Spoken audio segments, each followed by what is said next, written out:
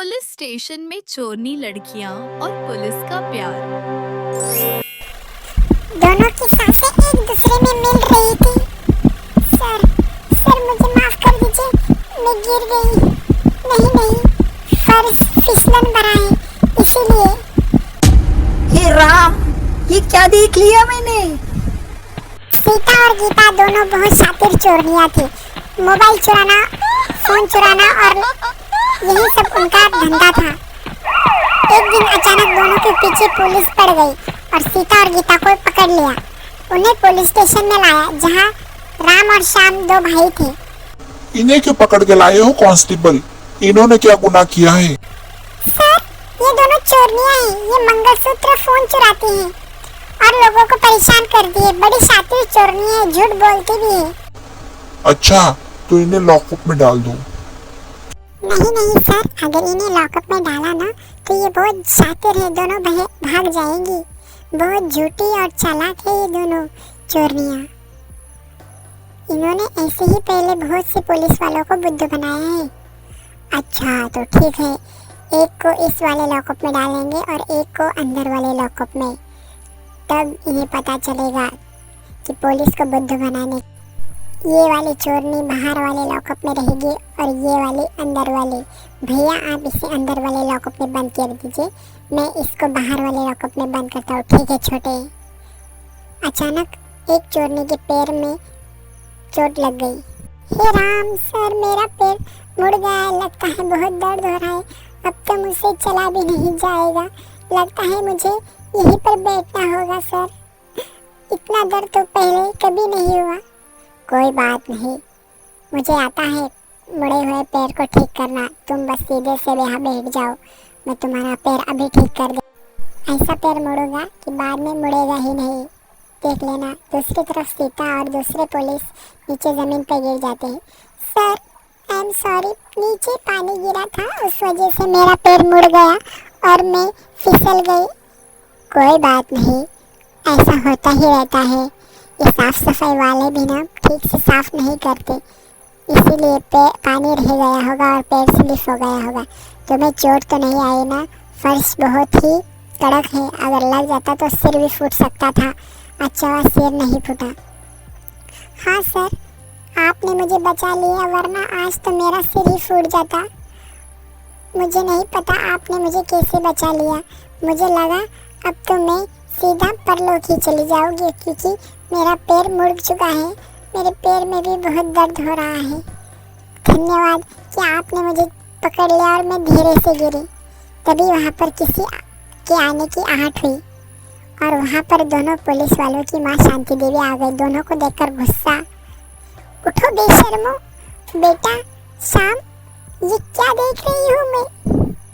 ये क्या हो रहा है इस पुलिस स्टेशन में जहाँ पर गुनहगारों को सजा मिलती है? वहाँ पर तुम ये सब क्या कर रहे हो? शांति देवी गुस्से से अपनी बेटी की तरफ देखने लगी।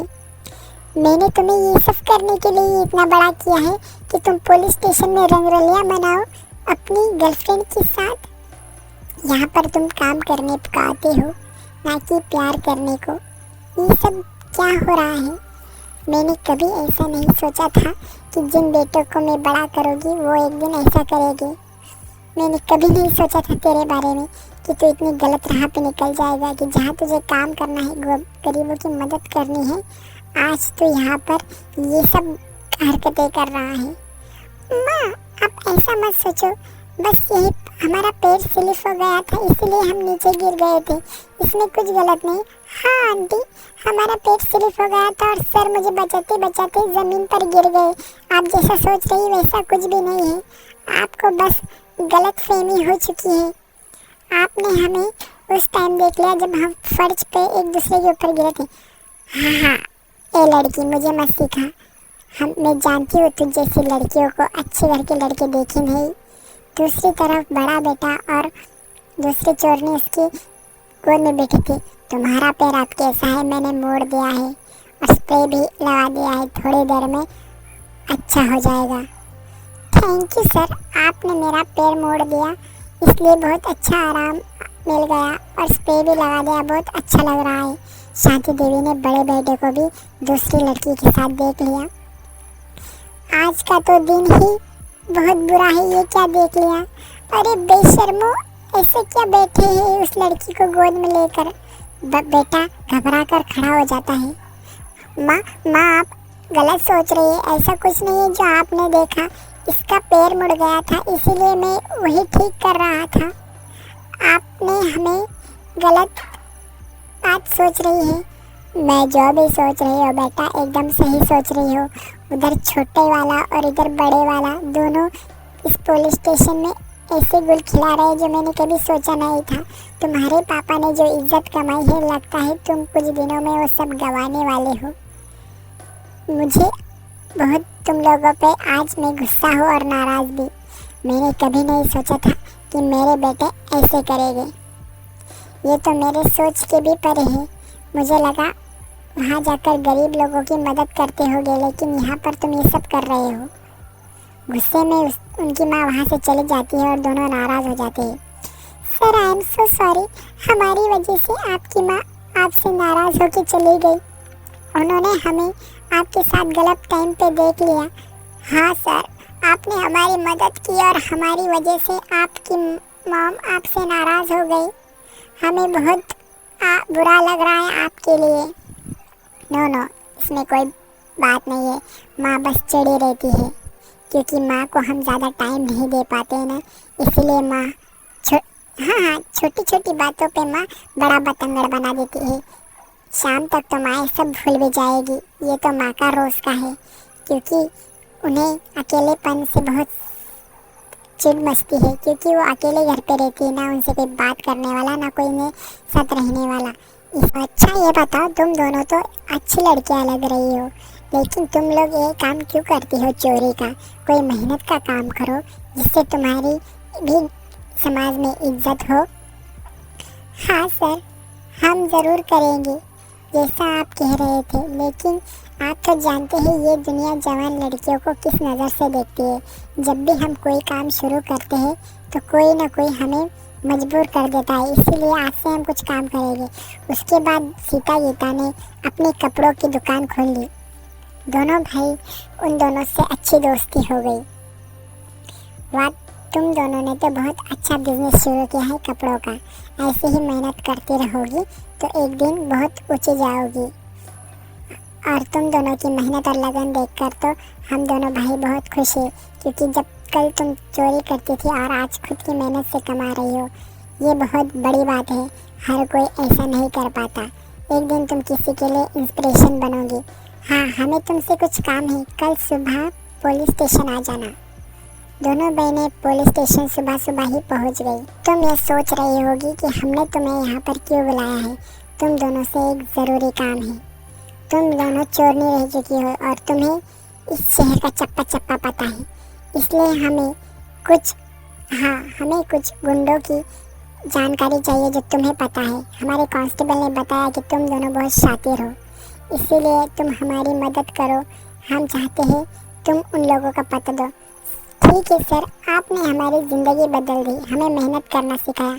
हम आपको वो सब बता देंगे जो हम जानते हैं। हाँ सर, हर एक गुंडे का पता है जहाँ पर बुरा काम होता है, गरीबों को लूटने के लिए और गरीबों से पैसे छीनने के लिए। उसके बाद दोनों ने सारी जानकारी दोनों भाइयों को दे दी। दोनों भाइयों ने 2 बड़े बड़े गुंडों को पकड़ लिया। ये सब तुम दोनों की वजह से हो पाया सीता गीता। सच में तुम अगर हमें ये इन्फॉर्मेशन नहीं देती तो हम इन्हें कभी नहीं पकड़ सकते। हाँ, तुम दोनों बहुत काबिल लड़कियां हो और तुमने हमारी मदद की है, इससे हम तुम्हारे हमेशा आभारी रहेंगे। और ये हमारा वादा है कि हम तुम्हारी कभी ना कभी मदद करेंगे। वक्त गुजरता गया, दोनों भाइयों को दोनों सहेलियों से प्यार होने लगा।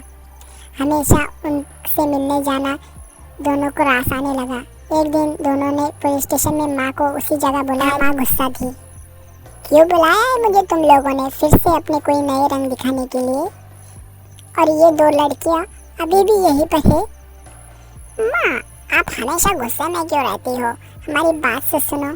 हम इन 2 लड़कियों से प्यार करते हैं और हम दोनों इनसे प्यार करते हैं और हम इनको आपकी बहू बनाना चाहते हैं, ताकि आपका अकेलापन दूर हो जाए और हमें आप ज़्यादा परेशान ना करें और अपनी बहुओं पर घर पे राज चलाए, ये आपको बताना चाहते हैं। अच्छा तो ये बात है, तभी मैं कहूँ कि इतने दिन से इतनी खुश क्यों रह रहे हो? अब पता चल चुका है राज। अरे बेटा, मुझे तो तुम्हारी खुशी में ही खुशी मिलती है। अगर मुझे पहले पता होता तुम इन लड़कियों से प्यार करते हो तो मैं कब का तुम्हारा इनका हाथ तुम्हारे लिए मांग लेती। मैं अकेले रहकर बोर हो चुकी थी, अब ये दो आ जाएगी तो मेरा भी समय बीतेगा, कोई होगा मुझसे बात करने के लिए। मेरे भी कुछ साल में नाता पोती हो गए, इसी खुशी में मैं जिंदगी बिता लूँगी। और तुम लोगों ने जो खुशखबरी दी है वो बहुत बड़ी है मेरे लिए। और हाँ, तुम दोनों की जोड़ी भी बहुत अच्छी है, दो चोरनियों के दो पुलिस पति। लोग क्या कहेंगे, इस बात पर सब जोर जोर से हंसने लगे। और कुछ दिनों बाद उन्होंने शादी का मुहूर्त निकाला और चारों ने एक दूसरे से शादी कर ली।